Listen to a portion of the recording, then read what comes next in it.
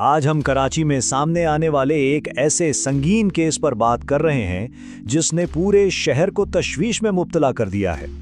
اور جو چیز اس کیس کو سب سے زیادہ خوفناک بناتی ہے وہ ہے مبینہ متاثرین کی تعداد۔ پولیس کا کہنا ہے کہ 100 سے بھی زیادہ بچوں کو نشانہ بنایا گیا، جو اس جرم کی سنگینی کو ظاہر کرنے کے لیے کافی ہے۔ لیکن اب جا کر ایک بہت بڑی پیش رفت ہوئی ہے۔ پولیس نے ایک ایسے مشتبہ شخص کو گرفتار کیا ہے جس کا تعلق پچھلے 6 سال سے ہونے والے ان جرائم سے بتایا جا رہا ہے، تو یہ یقیناً انصاف کی طرف ایک اہم قدم ہے۔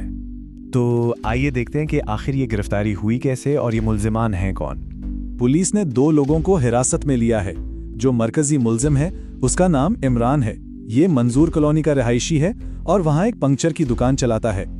اس کے ساتھ اس کا ایک ساتھی وقاص خان بھی پکڑا گیا ہے، جس کی نشاندہی ایک متاثرہ بچے نے کی تھی۔ اب یہاں جو سب سے حیران کن بات ہے نا، وہ یہ ہے کہ یہ کوئی ایک واقعہ نہیں تھا، بلکہ یہ جرائم کا ایک پورا سلسلہ تھا، جسے بے نقاب کرنے میں آپ اندازہ کریں کئی سال لگ گئے۔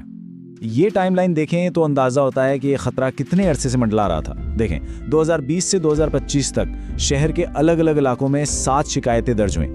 پھر 6 جنوری کو ایک اسپیشل انویسٹیگیشن ٹیم بنائے گی اور انہوں نے صرف اور صرف 11 دن کی سخت محنت کے بعد 17 جنوری کو ان ملزمان کو پکڑ لیا۔ تو سوال یہ ہے کہ ان الگ الگ واقعات کو ایک ہی جرم سے جوڑا کیسے گیا؟ اس کا جواب ملا فورینزک ایویڈنس سے، یعنی ڈی این اے سے۔ اور اس سے ایک بہت ہی چونکا دینے والا پیٹرن سامنے آیا۔ جتنے بھی 7 کیسز رپورٹ ہوئے تھے ان سب میں ایک ہی شخص کا ڈی این اے پروفائل ملا۔ اسی ڈی این اے نے پچھلے 6 سال میں کراچی کے مختلف علاقوں میں ہونے والے ان جرائم کو آپس میں لنک کیا۔ اور تو اور سبھی متاثرین ایک ہی عمر کے تھے، یعنی 12 سے 13 سال کے لڑکے۔ ایک کیس میں تو یہ بھی اشارہ ملا کہ شاید ملزم 2 سے بھی زیادہ تھے۔ چلیں اب دیکھتے ہیں کہ آخری دنوں میں انویسٹیگیشن کیسے آگے بڑھی اور پولیس نے ان ملزمان کو آخر پکڑا کیسے۔ تفتیش سے پتہ چلا کہ ملزم کا کام کرنے کا طریقہ ہر بار ایک جیسا ہی ہوتا تھا۔ وہ پہلے بچوں کو اپنی موٹر سائیکل کا لالچ دے کر بہلاتا، پھر انہیں ملیر ندی کے سنسان علاقے میں لے جاتا تھا اور وہاں نظروں سے دور اس گھنونے جرم کا ارتکاب کرتا۔ اس ملزم کے خلاف جو شواہد ہیں نا وہ بہت مضبوط ہیں۔ مرکزی ملزم عمران نے خود اقرار جرم کر لیا ہے کہ اس نے پچھلے 6 سال میں درجنوں بچوں کو نشانہ بنایا۔ اس کا ڈی این اے تمام 7 رپورٹڈ کیسز سے میچ کر گیا ہے اور اس کے علاوہ کم سے کم 3 متاثرین نے اس کی شناخت بھی کر لی۔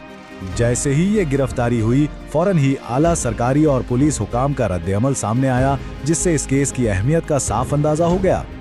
وزیر اعلیٰ سندھ مراد علی شاہ نے پولیس کی تعریف کی اور بہت سخت موقف اپنایا۔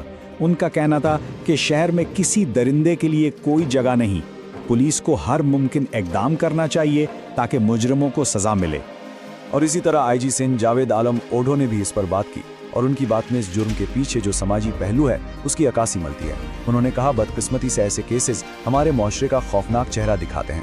ہم ہر ممکن کوشش کریں گے کہ اس کیس کو ایک مثال بنائیں۔ تو اب جب ملزمان پولیس کی حراست میں ہیں تو کیس اگلے مرحلے یعنی عدالتی نظام میں داخل ہو چکا ہے۔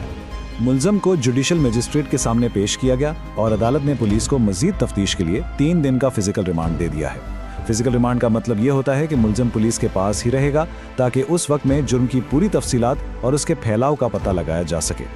اور آخر میں یہ پورا واقعہ ہمارے سامنے ایک بہت اہم سوال چھوڑ جاتا ہے۔ سوال یہ ہے کہ اب ہمارا عدالتی نظام کیسے اس بات کو یقینی بنا سکتا ہے کہ نہ صرف اس کیس میں انصاف ہو بلکہ یہ آئندہ کے لیے ایک ایسی مثال بنے کہ کوئی دوبارہ ایسی ہمت نہ کر سکے۔